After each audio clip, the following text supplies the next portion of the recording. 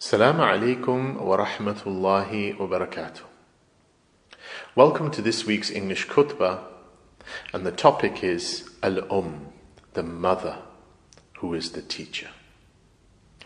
Alhamdulillah, all praise is due to Allah, the one who made the mother a murabbiyah, a teacher, an educator of generations, and a maker of men. I bear witness that there is nothing worthy of worship except Allah, the uniquely one, having no partner in that oneness. And I bear witness that our leader, our Sayyidina Muhammad sallallahu alaihi wasallam, is the perfect example of servanthood unto Allah and is His sent messenger unto the entirety of the created universe. O Allah, send your peace and blessings upon him and upon his family and companions, all of them, and upon whomsoever follows them in the best of ways until the last day. Amma ba'd.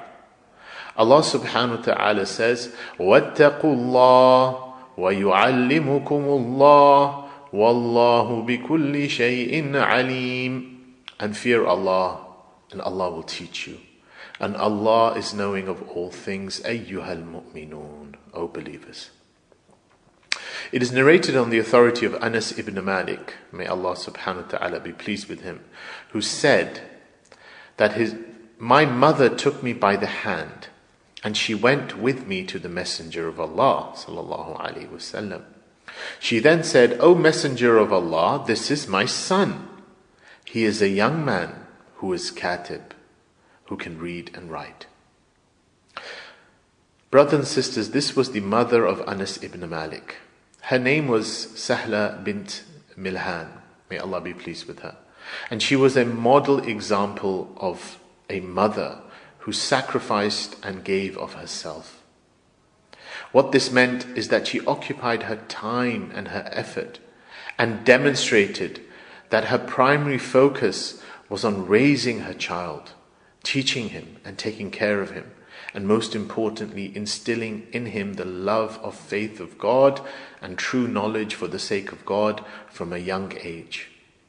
This was why she took him to the Prophet ﷺ, and why prior to that she was conscious of the responsibility that faced her, for she had present in her heart the saying of the Prophet ﷺ, وَالْمَرْأَةُ رَاعِيَةٌ عَلَى أَهْلِ بَيْتِ زَوْجِهَا وَوَلَدِهِ وَهِيَ مَسْئُولَةٌ عَنْهُمْ. So the Prophet ﷺ said that the woman is the guardian of her husband's home and of his children, and is responsible and accountable for them in that regards.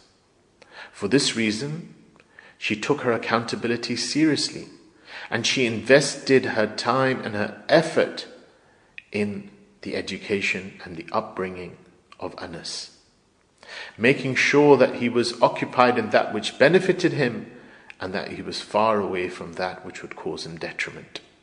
And this is why Anas became from a very young age a katib, a scribe, someone who could read, and most importantly, someone who could write. Now, this may come across as something normal today, but we have to understand that at that time it was rare for such literacy to be acquired, let alone to be acquired by a young boy. And so Anas was distinguished, and he stood out in this regards. And at that point, when he was distinguished, when he had this outward knowledge, and he had this readiness that he'd learned from his blessed home, she went with him and handed his care over to the Prophet ﷺ. So why would she hand over this young boy who had just arrived about 10 years of age and give him to the Prophet ﷺ? This could only be, or was, so that he could now take in that higher degree of knowledge, that knowledge that was represented by the Prophet ﷺ, that knowledge that was embodied in his person, that knowledge that was demonstrated through the noble character and manners of the Prophet ﷺ. So Sayyidina Anas went there as a young boy, and he served him for a decade going from a young boy to becoming a young man. And the Prophet ﷺ would teach him, and he in turn would learn from the Prophet ﷺ and learn from his manners and his responses to the various events of life. And that is exactly what Anas's mother desired of him. She desired that he would go on to achieve something of this knowledge and something of this akhlaq, something of this character, this khuluq of the Prophet ﷺ, which is described in the Quran as being azim, great magnitude. So when the Prophet ﷺ first saw Anas in this manner, and when he went to visit her, then she was so particular in desiring this that she asked the Prophet ﷺ, she said, I have a need from you. And he said, what is it? She said, it is about my son Anas. She wanted him to make a special dua for Anas. And subhanallah, as such an avid and a beautiful mother who was caring for her son, she got this dua from the greatest of creation for her son. And what was that dua? The ulama say this was a dua that, by the nature of the fact it was made by the Prophet ﷺ, would have destined for Sayyidina Anas all of good in this temporal world, in this dunya, and most importantly the good of the akhirah, the good of that which is perpetually abiding. And what was the dua? The Prophet ﷺ said, Allahumma rzuqhu malan wa waladan wa barik lahu. Oh Allah, increase him in wealth and children and give him barakah. Barakah, that beautiful word that signifies divine grace and blessings of all forms, and most importantly, the success that a person succeeds in this life and in the next. And so this was the manner that Sayyidina Anas's mother gave him up to the Prophet ﷺ, and Allah fulfilled her hopes. Brothers and sisters, do we know who Anas was to go on to become? He lived a long life. He went on to reach a very old age. And he was one of the last, or some say he was the last of the prominent Sahaba to die.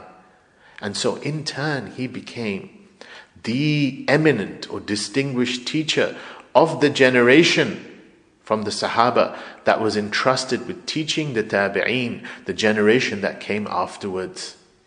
And so he was a pivotal connection in the chain of teaching this knowledge from the Prophet ﷺ, and in the preservation of this knowledge to the generations that came afterwards.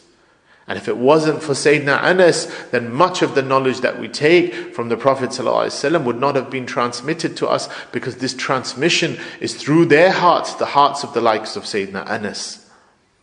Subhanallah, even when the time when he was still a young person, but in the company of Sayyidina Abu Bakr and Sayyidina Umar.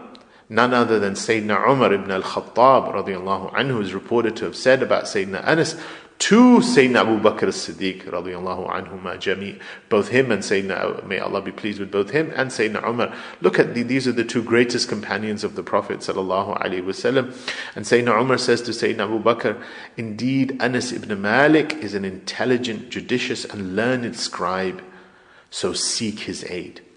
When you have the two greatest of the Sahaba, the ones who are buried next to the Prophet ﷺ, advising each other to seek the aid of Sayyidina Anas, then you know that Allah fulfilled the hopes of his mother.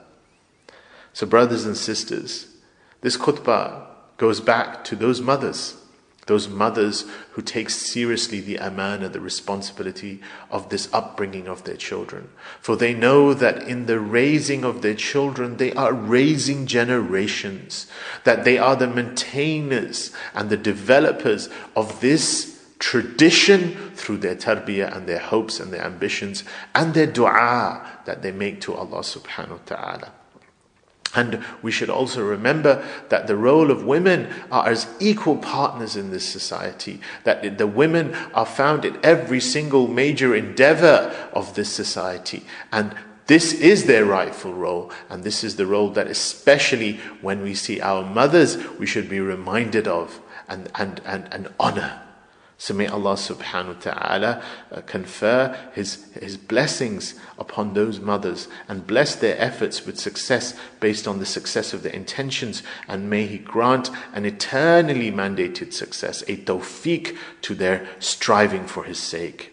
I say this and I seek forgiveness for myself and for you. So seek His forgiveness. Indeed, He is the most forgiving and the most merciful. And with this comes to an end this week's khutbah. Assalamu alaikum wa rahmatullahi wa barakatuh. This khutbah was brought to you by Ida'at al-Quran, Abu Dhabi.